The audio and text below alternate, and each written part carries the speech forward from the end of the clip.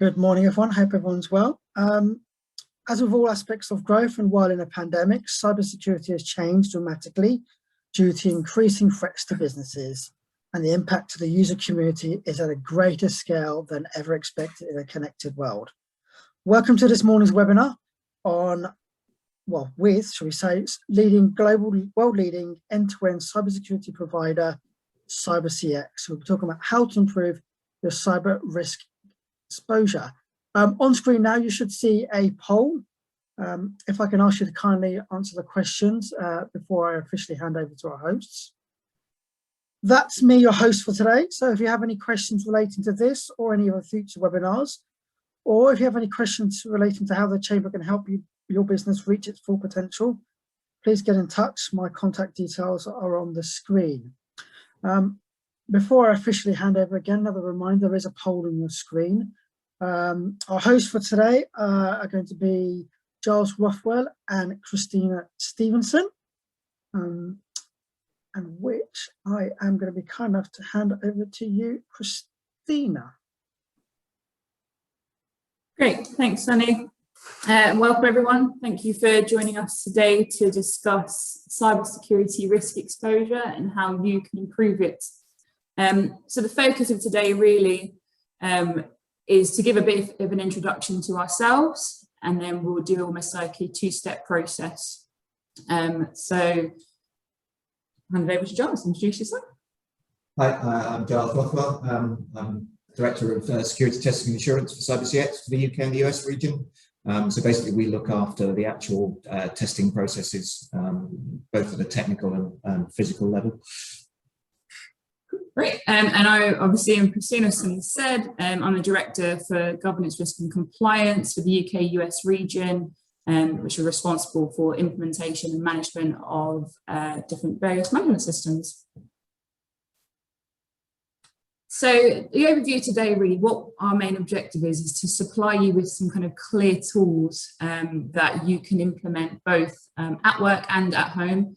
I think cybersecurity and cyber risk is prevalent both inside and outside of work. So our main focus for today is to provide you with some awareness of some common threats and then a really clear action plan that you can implement. So I'll hand over to Giles, who will talk you through some threats. So I'm going to run you through what we consider to be sort of the common areas to look at. Perhaps one of the most important things in understanding your cybersecurity risk is actually understanding what the threats to either you, your business, or your business process is. So we've looked at that and we've come up with some common areas to look at and just give some definitions to start with. So obviously, probably the ones that you see most in the news are what we refer to as data breaches. This is commonly where some sort of information has been leaked, stolen, and generally that information is something that should never have been released publicly, and that can happen for a number of reasons. It can be accidental, human error.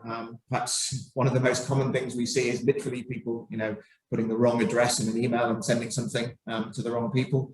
But it can also be the result of a malicious threat. Obviously, the news is filled these days with ransomware issues, and perhaps quite scaringly, ransomware is largely driven by financial gain. So what has proved to be perhaps one of the most common avenues of attack, and it's becoming more and more increasing, is actually not just where ransomware is being deployed within a company. Originally the intention was to actually lock up your data so that you couldn't get to it, and hopefully, the attacker is hoping that you'll pay to get it back. But actually, increasingly now, the threat is that not only are they encrypting your data, they're also stealing it and then threatening to release it. So obviously, if you do have confidential information about your customers or whatever, that being released publicly has significant effects on your business. Perhaps the most important is reputational, and that's also one of the most difficult ones to recover from. If you end up, unfortunately, on the front page of the newspaper or the BBC News, that's a very difficult situation to recover from. Perhaps moving on to the next one, insider threats. This really covers a huge number of possible options. So insider threats can be malicious, activity by an existing employee or perhaps a former employee, but also can be unintentional actions. Perhaps one of the most, bizarrest ones I've ever seen was, do people in your organization know what to do in the event of some kind of security incident? So I remember we were investigating a ransomware outbreak at a company, and the employee who actually triggered the whole thing had clicked on a link in an email. His computer had done some odd things and come up with, this ransomware screen. But he was so scared to report it that what he actually did was lock his computer and go to lunch rather than actually report it, which ended up with the ransomware spreading further within the business. So, your insider threat is not just about rogue employees, people doing things malicious. It's also about actually unintentional actions and making sure people actually know what to do in the event of an incident. If we move on to supply chain. So supply chain, this is probably one of the most underrated or misunderstood areas, perhaps. In recent weeks and months, obviously, some of you probably will have heard about the SolarWinds attack, primarily in the US. This is where a software provider was hacked, and basically a backdoor was put into their software, and that was then distributed out to, I think it was 18,000 of their customers. Fortunately, the impact for most people, apart from the US government, was fairly limited, but understanding what the threats from your suppliers are is very important. And that can be understanding what data they hold for you, what data they potentially have access to within your environment, but also, what precautions do your suppliers take, both with your data and to protect themselves. But it's also not just about, loss of data and things like that. For instance, how resilient is your supplier to perhaps a ransomware attack? Do they perform a critical function for you? Do they manufacture a critical component for you? If they were to be ransomware and be unable to operate for days, weeks, or even potentially months, what's the impact on your business? So the risk of the supply chain is becoming a much more favorable form of attack, because as companies become better at their own cybersecurity, attackers are now looking at other avenues, and the supply chain is just another possible form of entry into your business. Giles, if I can ask a sort of question, if I just go sort of back one step, you mentioned sort of insider threats and about the ransomware and the colleague sort of unknowingly locking his computer. I guess when it comes to sort of their normal work activity, what can sort of staff do during their, I guess, normal work day, normal activities to reduce cyber risk, or examples of like that?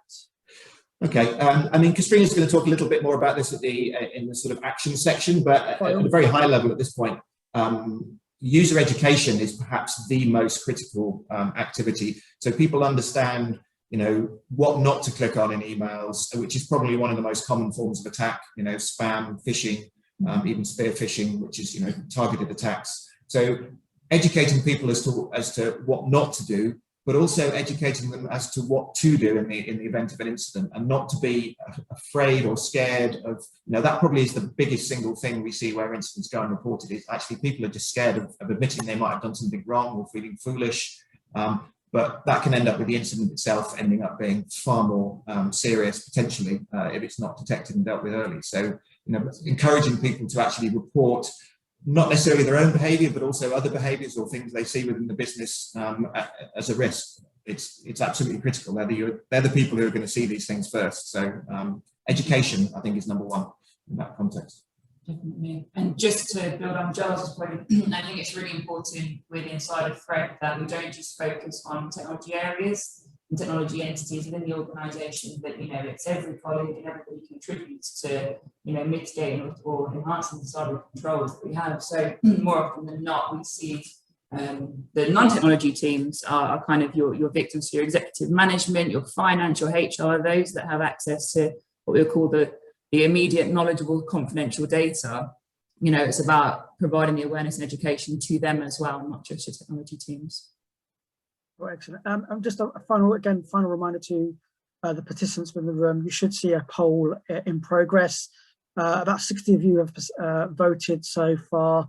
If I can just ask you to kindly spend the next sort of few seconds just answering the questions in the poll before we move on. Thank you. Okay. Thank you. Okay, we'll move on to access management. So this is really how you allow and who you allow access to your company resources. And that, again, not necessarily just the technology level. This can be physical access to your building. I've lost, as a business, we do security assessments, and most people come to us focusing on, well, have I got the right firewall? Have I got the right antivirus and things like that? Absolutely crucial stuff. But if I can walk into your building, sit down in an empty office and plug my laptop into your network, I've just gone round all your fancy technology. So it's not just about technology in that instance. Physical access is important, but also when it does come down to the technology, it's actually, do you understand who, how, and what has access to your technology resources?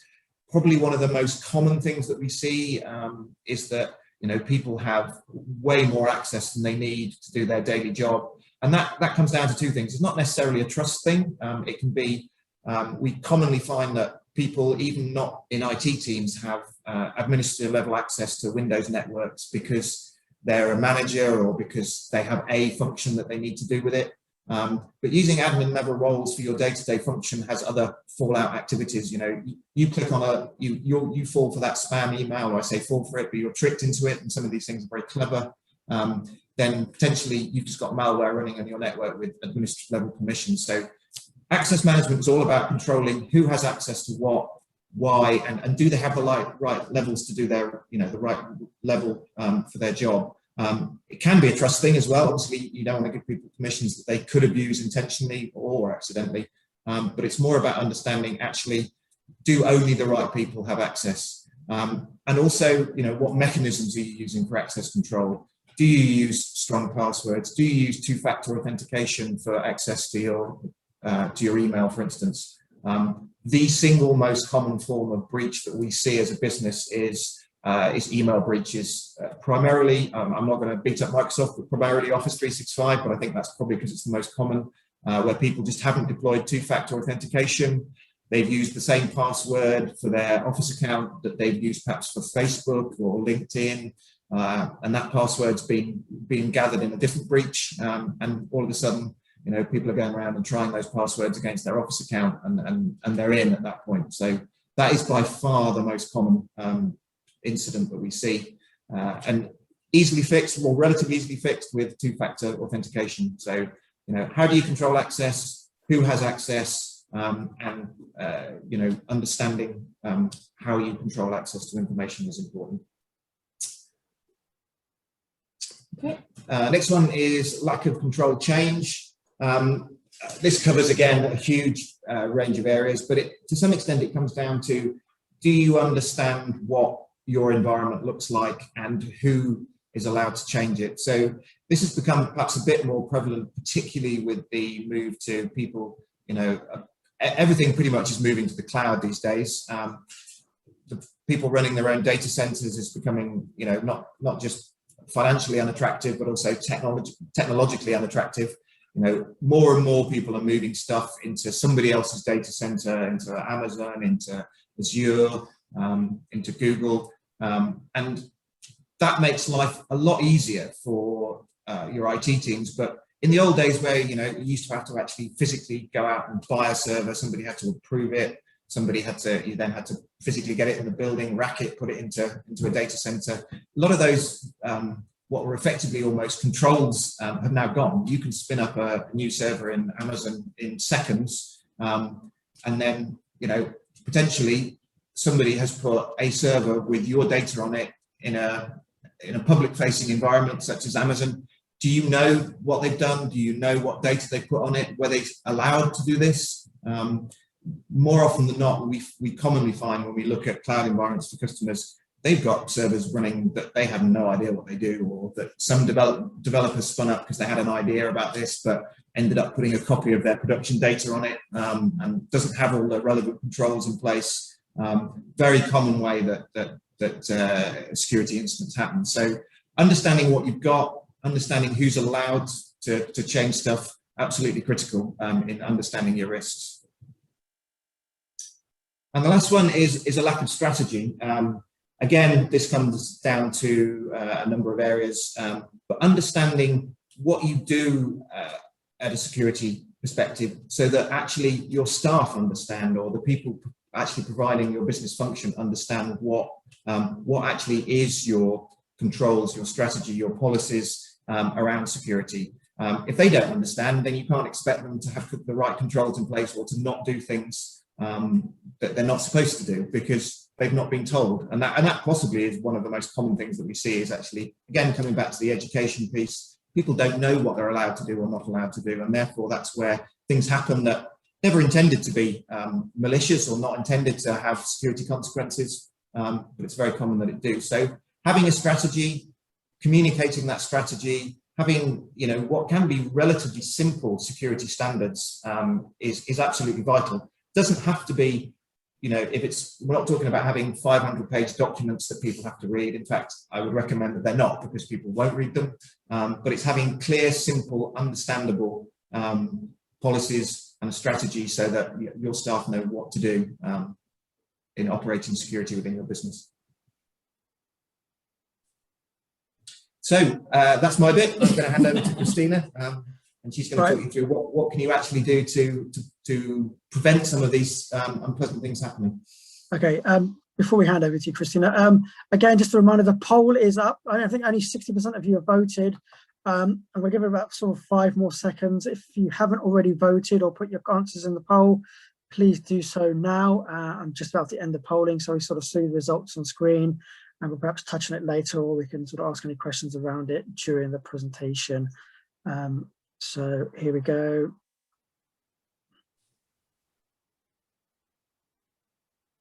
I'm just going to share results now.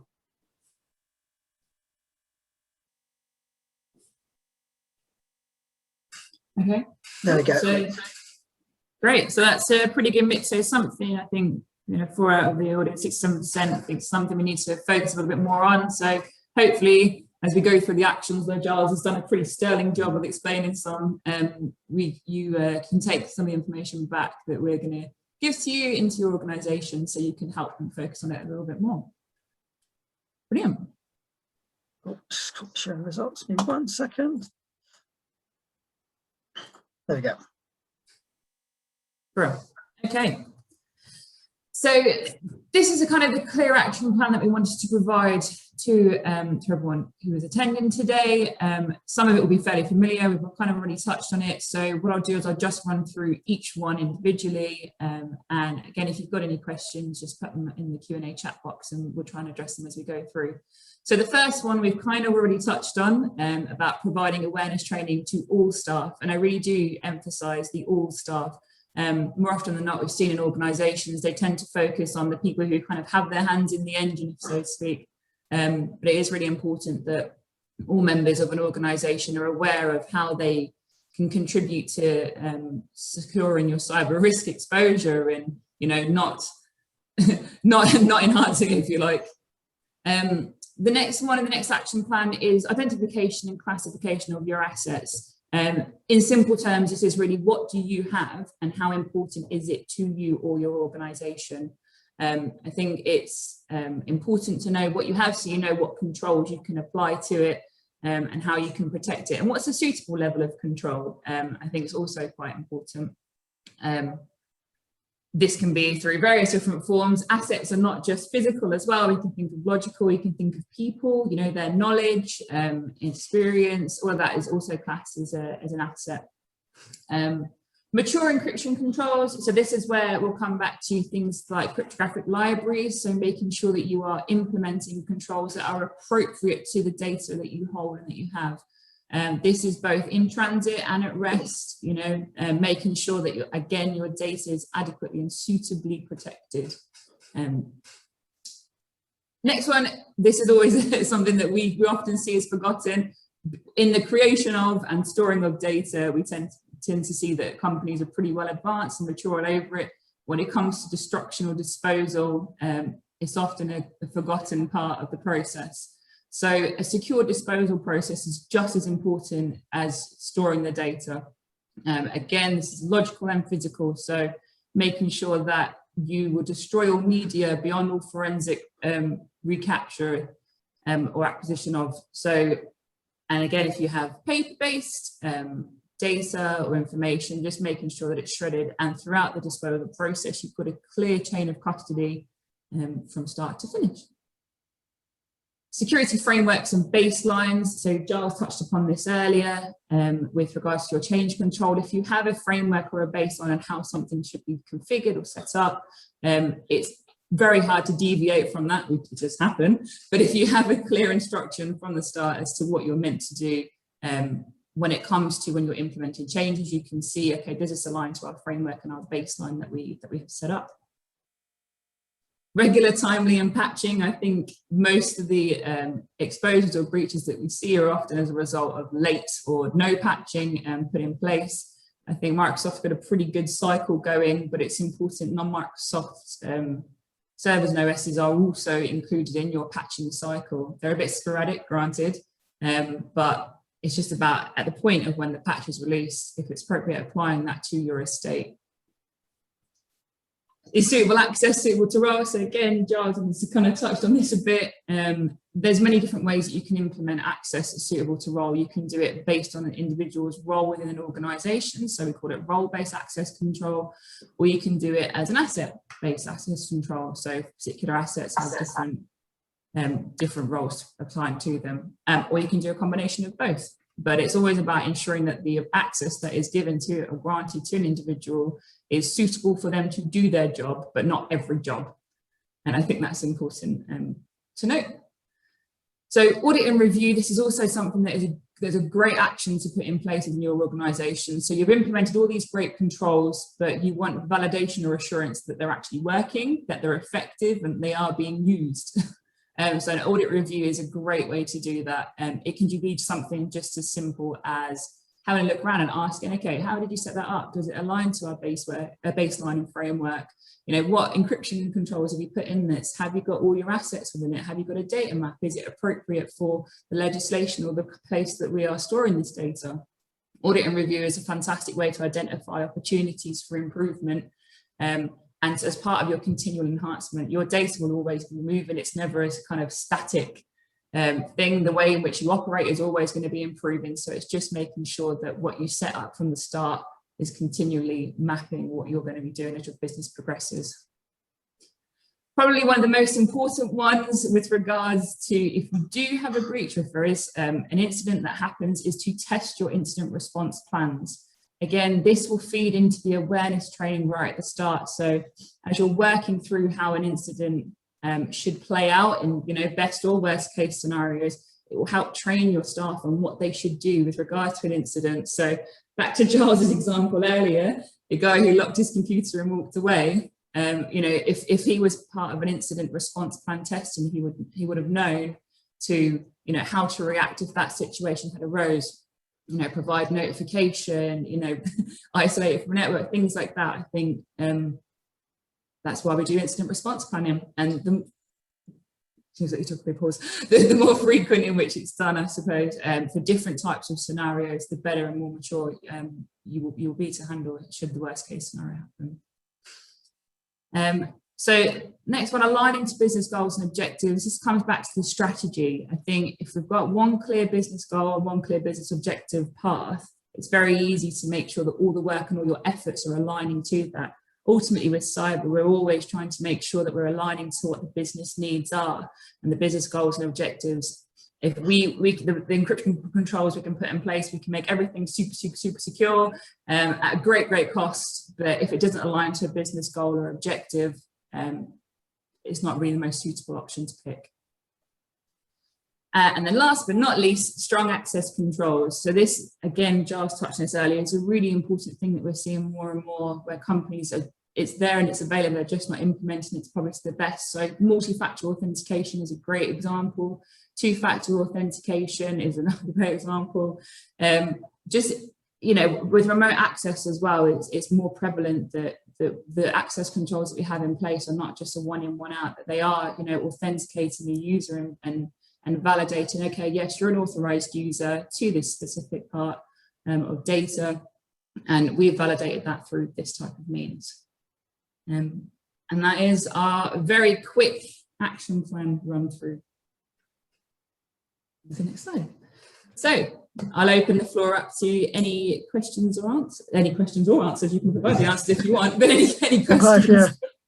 Or guess the question, maybe. Yeah, who knows? Yeah, that's it. We'll give the answer. You guess the question. Yeah, we've got a question in the Q&A box from Mr. or Mrs. Anonymous. Are CyberCX members of the UK Cybersecurity Association? It's a bit of a personal question. I don't know. Is that something? Looking at each other. No, not that I'm aware of. No. Okay. I'm aware. Not too far. Okay, that's great. Any more questions? Feel free to answer it in the chat box or the Q&A box. We do have a couple of questions from some participants that wasn't able to make it this morning. I kind of to email them across this morning. Talking about the levels within the organization, all different types of staff, how would I, as a business owner, perhaps, I think they mentioned, get all levels of a business engaged in taking cybersecurity more seriously? That's this. I think it depends on who the audience you're pitching to. Executive level, we tend to focus on kind of risk and reward. So when I was saying earlier about applying the appropriate controls, it's about making sure that they fully understand and are fully aware of this is the action we propose. This is, getting them on board from the start to say, this is what we think is the risk. This is how we propose to do it. And this is almost going to be, the reward of implementing these controls from the start. And then at your, I guess, mid, senior, lower levels, supporting them to almost empower the staff. They tend to, the more that people are aware and everybody's kind of embedded in the culture, the better. There's so many different ways and means. We've done exercises, we've done games days, we've done presentations to the board. I think it really just depends on your target audience. What are they most interested in, I think, is important. Okay, we've got a question in the chat. Gabriella, good morning, Gabriella. What is the main challenge for cybersecurity professionals in terms of service delivery to business operators? You guys can see that in the chat. I'll perhaps have a first go at that one. I think probably our biggest challenge is actually making people understand the risks to their business and the potential impact of that. The examples I can think of, we have a number of customers who we go back year in, year out, and we see them make very noticeable or actionable changes, and you see that their security is improving, their maturity is improving, and that is one of the most satisfying things to see. But we also go back to customers who we go back year in, year out, and we do the same sort of perhaps a penetration test, and we find the same things as we found the year before. And that's kind of frustrating because, we've identified a number of risks, and we've told them to some extent probably how to fix those risks or how to improve them, and it doesn't happen. So I think probably one of the biggest challenges is making people understand what the risk to their business is, and that can be really quite difficult. So probably the vast majority of small to medium-sized companies, or even large enterprise companies as well, actually, the average risk is around probably some kind of drive-by event. It's going to be ransomware if somebody happens to be able to target you, or it's going to something that happens by accident. Targeted attacks are still fortunately fairly rare, but also we do have a number of customers who have some very clever technology or some very potentially valuable intellectual property. They do something that nobody else does. And you could argue, actually, those kind of people are potentially vulnerable to even like nation state attacks. The Chinese are after, technology and things like that. So it is understanding what your potential risks are and taking the action. So getting people to believe that the risk is, and perhaps convincing people that actually security 9 times out of 10 is very simple. It doesn't necessarily have to cost huge amounts of money. It's more often than not, it's the simple things that will stop 90% of the nasty things happening to you. That's great. Again, any more questions, feel free to answer them in the chat. Otherwise, I've got 2 more, perhaps 3 more questions that have come through previously. If we can sort of touch on legislation, I guess sort of how can I find out what the data protection legislation is applicable to my organization or customers? Is there one sweeping piece of legislation, or can it be bespoke or tailored for my organization depending on size, or my customers, in fact? So when I talked about earlier about identification and classification of assets, the best way to do that is to create what's called a data map. So it will essentially allow you to determine what data you have, where is it stored, who has access to it is also important. Different legislation will apply to different locations. So the USA, for example, is a great one because each state has got their own rules and regulations, which, is wonderful when you're trying to support. So my advice would be to work through the identification and classification of your assets, create a data map, which basically just says, here's the data, here's who has access to it, this is where it's stored, this is how it's utilized. And from there, you can research the individual location and the legislation that will apply to that. I think it's probably the best answer I could give. Okay, brilliant. And then I think the final question, I think might be related to the question I asked sort of earlier around how can my team, or how can I ensure that my team are implementing the right controls, but also what can staff do during their normal activities to reduce cyber risk? I know we talked about things such as not clicking on links, logging off the computer when not on desk, strong passwords, etc. But are there any sort of extra steps or tips and tricks you might want to share? I think regular verification and validation. So when I talked about audit and review, as an executive or senior management, it's always important to verify and validate yourself. It can be through conversations, through interviews, through objective evidence, but that validation and verification is probably going to be your best step. It'll also allow you to identify if there's any areas that you're not 100% strong on or 100% aware of. So with regards to a question regarding how can you validate that your team are doing it, that would be what it is, some kind of internal audit. There's always external audit as well, certifications if you want an independent assessment as well. They're always a great way to kind of take an outsider view of it. And with regards to internal actions, what's that so? Yeah, the one thing I would say that where we see security work best within a business is where it's become, embedded within the company. People are part of the process of implementing that security. They're consulted. They feel empowered to raise things where they see things are wrong, rather than having some kind of blame culture whereby, oh, did you click on that link in that email? That doesn't help anybody. So it's very much feeling empowered and part of the process, and where the actual security functions are sort of part of just day-to-day business, and some of that is just about reminding people regularly enough, or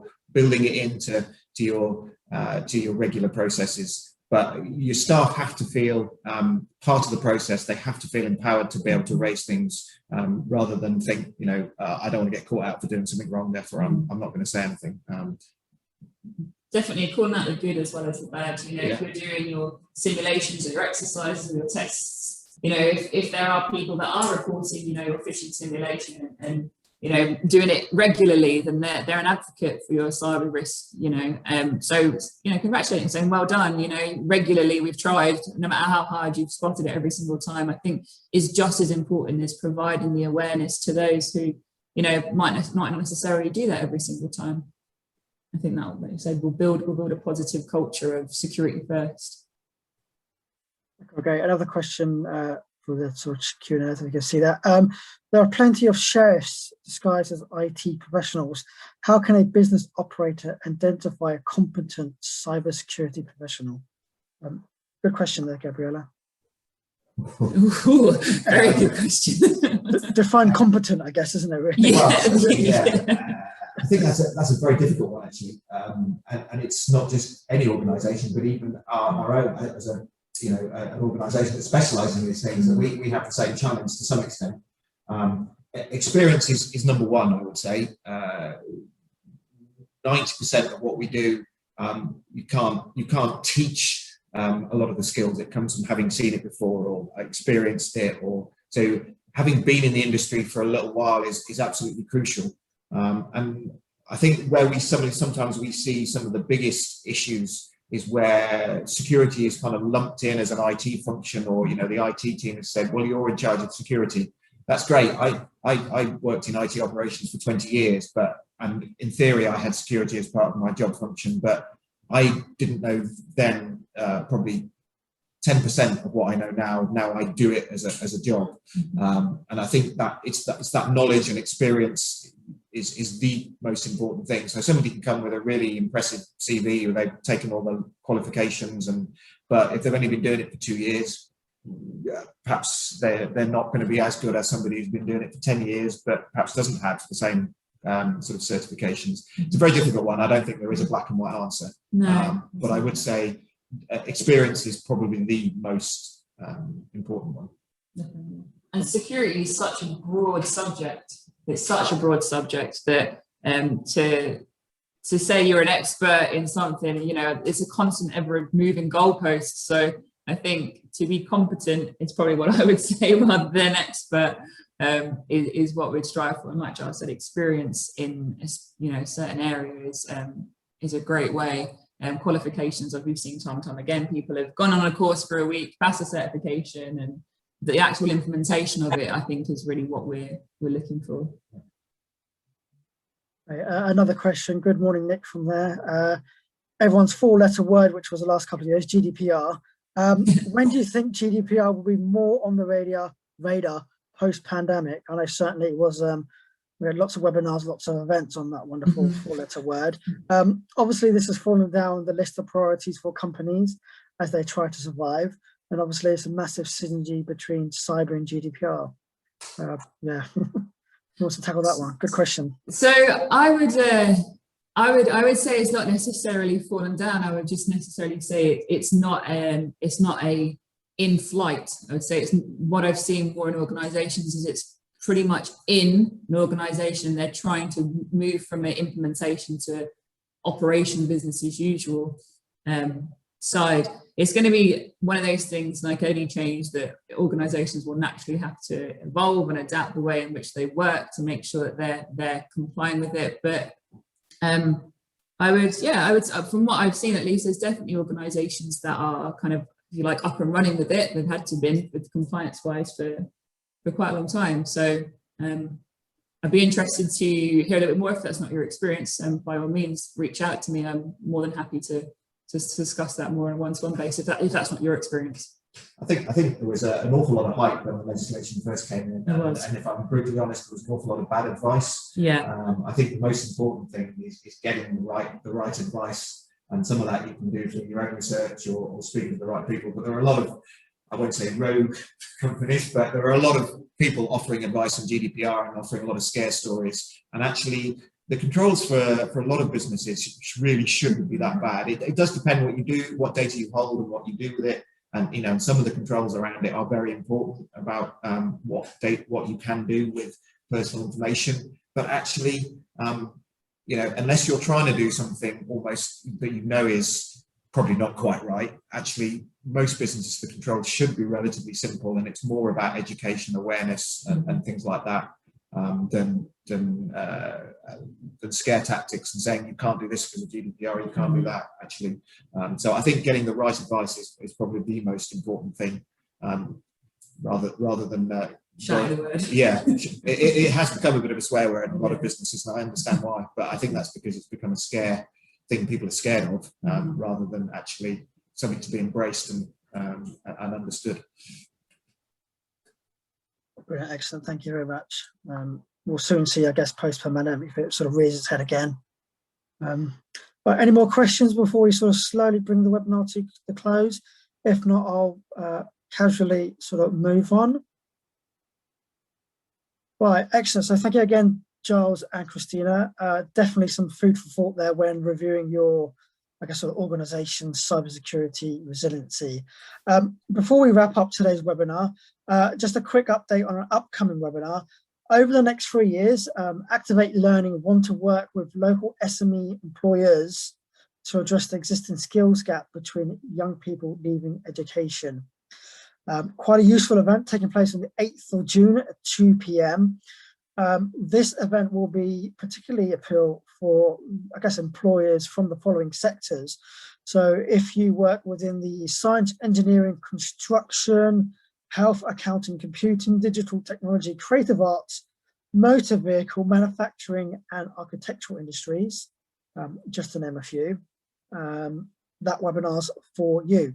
Full details can be found on our website, and especially how to book. Our website is allthews.thamesvalleychamber.co.uk, and then if you click on the word events at the top, you'll see that webinar along with all the other upcoming webinars. So again, that brings us to the end of today's webinar. Again, a big massive thank you to both our speakers, Charles and Christina, much appreciated, and thank you for those who tuned in live. A recording of this webinar and all previous webinars and future webinars will be available on our YouTube page and our webinar library on our website by next week. Thank you very much for attending, and I look forward to seeing you all soon.